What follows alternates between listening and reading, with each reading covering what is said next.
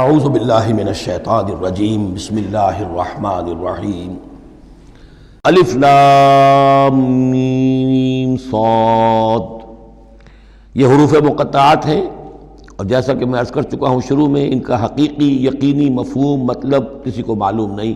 راز ہے اللہ اور بندے کے در، اللہ اور اللہ کے رسول کے مابین.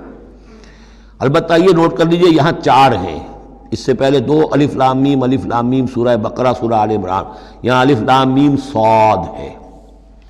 دو صورتیں ایسی ہیں کہ جن میں چار چار حروف آئے ہیں، الف لام میم صاد، الف لام میم را.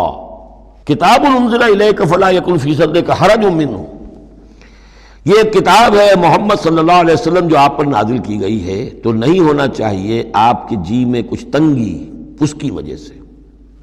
کس وجہ سے تنگی ہوتی تھی حضور کو صلی اللہ علیہ وسلم؟ اگرچہ آپ نے اپنی پوری جان ہلکان کر دی تھی، لیکن جب لوگ ایمان نہیں لاتے تھے تو آپ کو یہ فکر ہوتی تھی کہیں میری کوئی کوتاہی تو نہیں ہے. شریف آدمی کا معاملہ یہ ہوتا ہے. عام آدمی جو ہے وہ اپنی غلطیوں کا وبال بھی دوسروں پر ڈالتا ہے، اپنی غلطی نہیں دیکھے گا، اس نے یہ کر دیا تھا، اس نے یہ کیا، اس کی وجہ سے یہ ہو گیا، اپنے آپ کو صاف بچائے گا. لیکن شریف انسان جو ہے وہ ہمیشہ دیکھتا ہے میری خطا کیا ہے، کہیں میری غلطی تو نہیں، کوئی میری کوتاہی تو نہیں. اور اس کا ایک بوجھ ہے دل کے اوپر، یہ لوگ ایمان نہیں لا رہے، کہیں میری طرف سے کوئی کمی رہ گئی ہے، کوئی کوتاہی ہے. کتاب انزل الیک فلا یکن فی صدرک حرج منہ، اس کی وجہ سے آپ کے اوپر کوئی تنگی نہیں ہونی چاہیے. لتنذر بہ وذکریٰ للمؤمنین، یہ تو اس لیے ہے کہ آپ اس کے ذریعے سے آپ خبردار کر. تنذر بہ، وہی لفظ آ گیا جو سورہ نام میں تھا، اوحی الی ھذا القرآن لانذرکم بہ ومن بلغ وذکریٰ للمؤمنین، اور یاد دہانی ہے اہل ایمان کے لیے جن کی جو فطرتیں ہیں وہ سلیم ہیں، ابھی ان کے اندر پوٹینشلی وہ ایمان موجود ہے. اس ایمان کو، ڈورمنٹ کو ایکٹیویٹ کر کے یاد دہانی، جیسے کہ آپ کو کوئی چیز بھول گئی تھی، اس کی کوئی نشانی دیکھی فوراً وہ شے یاد آ گئی. اس طریقے سے اللہ تعالیٰ نے اس کتاب کی آیات کو ذکرہ بنا دیا ہے. اتبعوا ما انزل الیکم من ربکم، پیروی کرو اس کی جو نازل کیا گیا تمہاری طرف تمہارے رب کی طرف سے. اب یہ کس کی بات ہو رہی ہے؟ اب یہ لوگوں سے خطاب ہو رہا ہے. پہلے حضور سے صیغہ تھا فلا یکن فی صدرک حرج، اتبعوا جمع کا صیغہ ہے.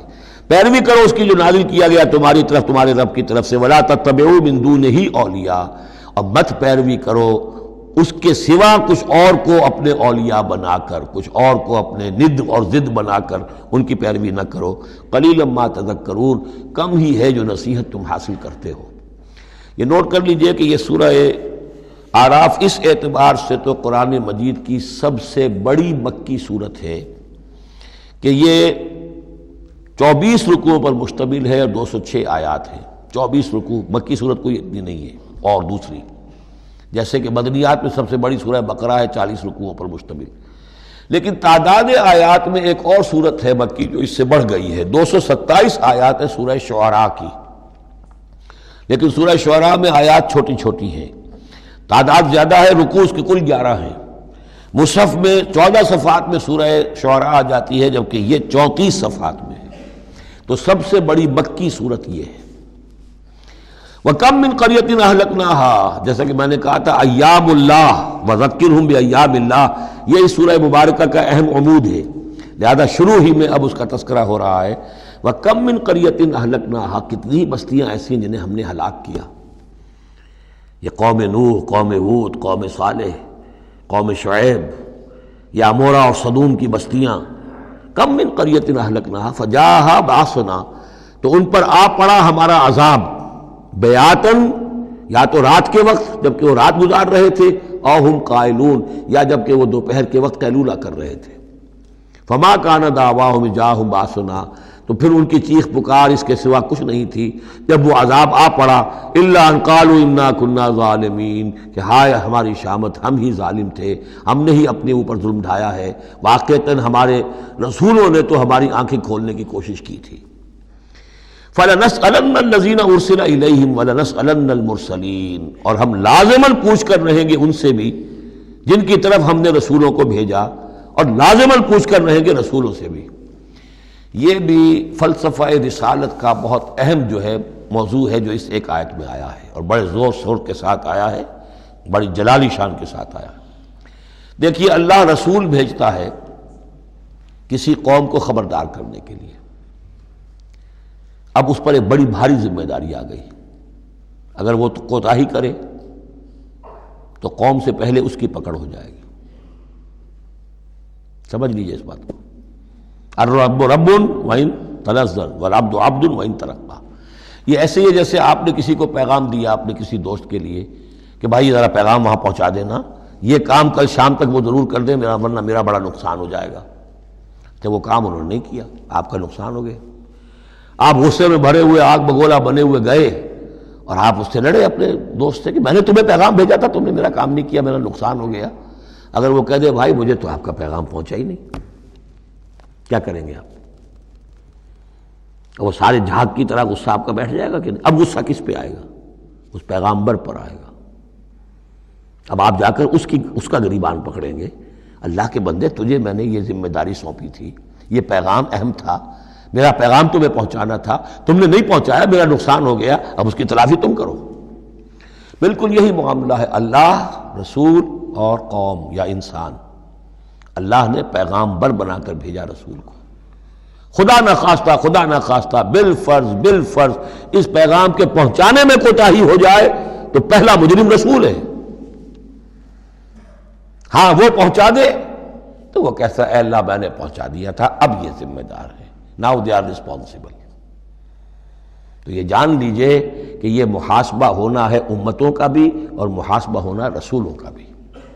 فَلَنَسْأَلَنَّ الَّذِينَ أُرْسِلَ إِلَيْهِمْ وَلَنَسْأَلَنَّ الْمُرْسَلِينَ. ہم پوچھ کر رہیں گے ان سے بھی جن کی طرف رسول بھیجے گئے، اور ہم پوچھ کر رہیں گے رسولوں سے بھی.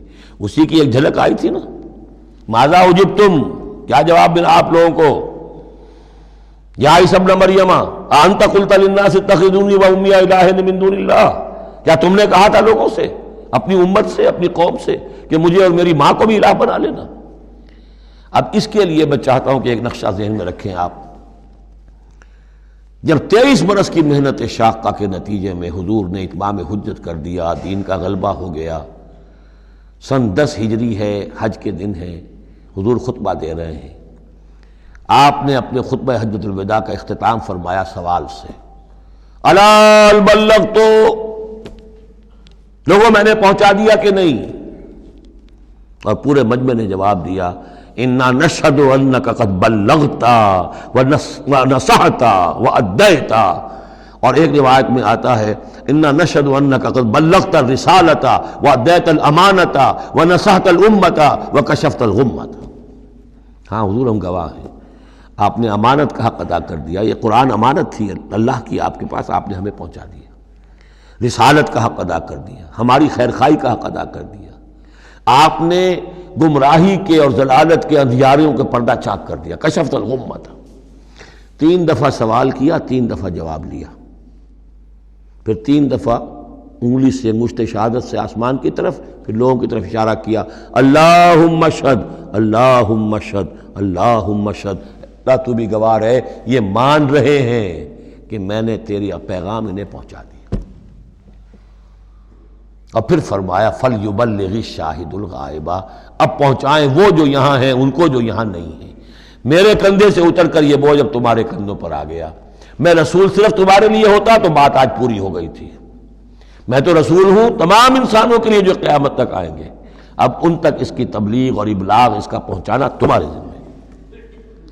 یہی گواہی ہے جو قیامت کے دن کھڑے ہو کر رسول دے گا. فَكَيْفَ إِذَا جِئْنَا مِنْ كُلِّ أُمَّةٍ بِشَهِيدٍ وَجِئْنَا بِكَ عَلَىٰ هَٰؤُلَاءِ شَهِيدًا. وہ گواہی جو حضور نے لی ہے اس روز، وہی گواہی ہوگی، اے اللہ میں نے اپنی اس قوم کو تیرا پیغام پہنچا دیا تھا.